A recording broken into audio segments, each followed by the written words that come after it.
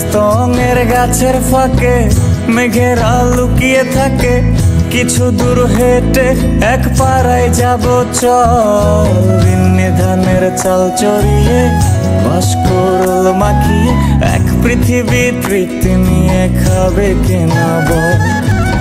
স্তঙের গাছের ফাঁকে মেঘেরা লুকিয়ে থাকে, কিছু দূর হেঁটে এক পাড়ায় যাব চল। বিন্নি ধানের চাল চড়িয়ে বাঁশকুড়ুল মাখিয়ে এক পৃথিবী তৃপ্তি নিয়ে খাবি কিনা বল।